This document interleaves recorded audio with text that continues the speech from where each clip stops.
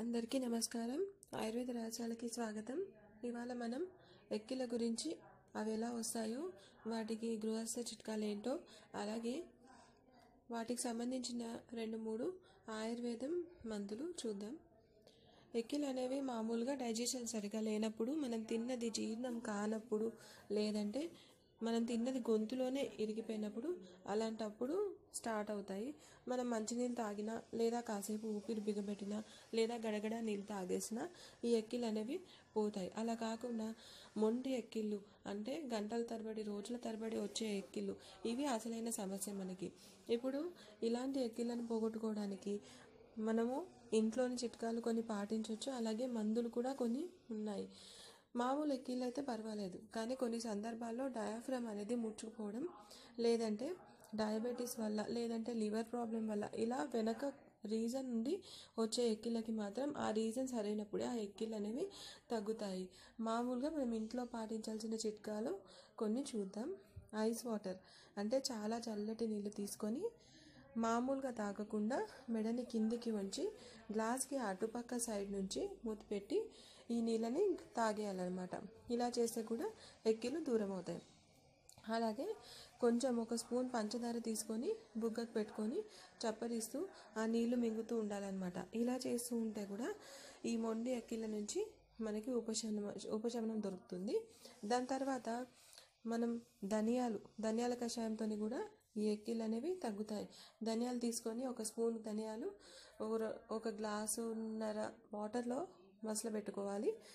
అది ఒక గ్లాస్ అయ్యేంత వరకు మసలబెట్టుకొని చల్లారిన తర్వాత ఈ ధనియాల నీళ్ళని మనం తాగాలన్నమాట. ఇలా తాగుతుంటే కూడా ఎక్కిళ్ళు తగ్గుతాయి. ఇది రోజుకి 2 సార్లు తీసుకోవచ్చు.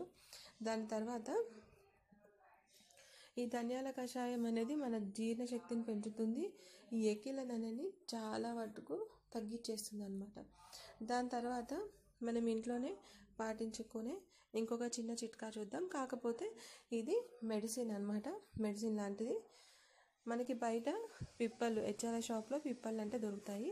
ఈ పిప్పలని బాగా ఎండిపోయిన పిప్పలని తెచ్చుకొని పెనం మీద వేసి దోరగా వేయించుకోవాలి. ఇవి గలగలలాడాలన్నమాట. మనం దంచితే పొడి అయిపోవాలి. ఈ పిప్పలని దంచి పొడి చేసుకొని వస్త్రగాళితం పట్టుకొని ఆవు నెయ్యి అనుపానంతో, అంటే 1 గ్రాము పిప్పల పొడి తీసుకొని 1 గ్రాము లేదా దానికి తగినంత నెయ్యి తీసుకొని కలిపి అది ఒక వేలుతో నాకుతూ ఉండాలన్నమాట. అలా నాకుతూ ఉంటే ఈ ఎక్కిళ్ళు అనేవి తగ్గిపోతాయి. ఇలా ఉదయం సాయంత్రం 2 పూటలా కూడా చేయొచ్చు. దాని తర్వాత ఇప్పుడు కుట్కి, దీన్ని కటక రోహిణి అని అంటారు. ఇది హిమాలయ ప్రాంతాల్లో మాత్రమే దొరుకుతుంది.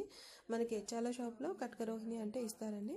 దీన్ని తీసుకొని వచ్చి పొడి చేసుకొని వస్త్రగాళితం పట్టుకొని 1 గ్రాము నుంచి 3 గ్రాముల పొడిని రోజు మనం వాడచ్చు. 1 గ్రాము, గ్రామున్నర పొడిని తీసుకొని తేనె అనుపానంతో, మంచి తేనెని తెచ్చుకొని ఈ తేనెని మిక్స్ చేసుకొని అలాగే ఫింగర్తోని నాకుతూ ఉండాలన్నమాట. ఇది మొండి ఎక్కిళ్ళని టక్కన ఆపేస్తుందండి. చాలా తొందరగా ఉపశమనం దొరుకుతుంది. ఈ కటక రోహిణి చిట్కా మాత్రం చాలా అనుభవంతో చెప్తున్న చిట్కా అనమాట. దాని తర్వాత ఇవి ఇంటి చిట్కాలు. ఏ పని చేయనప్పుడు మయూర చంద్రభస్మం అని బయట దొరుకుతుంది. వైద్యనాథి, డాబర్ది, ఇంకా చాలా కంపెనీలది మయూర పింఛ భస్మం అని దొరుకుతుంది. ఈ మయూర పింఛ భస్మాన్ని రోజుకి 3 సార్లు వాడచ్చు అనమాట. అలాగే శంఖ భస్మం అని కూడా మనకి బయట దొరుకుతుంది. ఈ శంఖ భస్మాన్ని త్రిఫల చూర్ణం, ఒక 2 గ్రాములు త్రిఫల చూర్ణం, శంఖ భస్మం 1 గ్రాము తీసుకొని తేనె అనుపానంతో అలా నాకాలన్నమాట. పొద్దున, సాయంత్రం.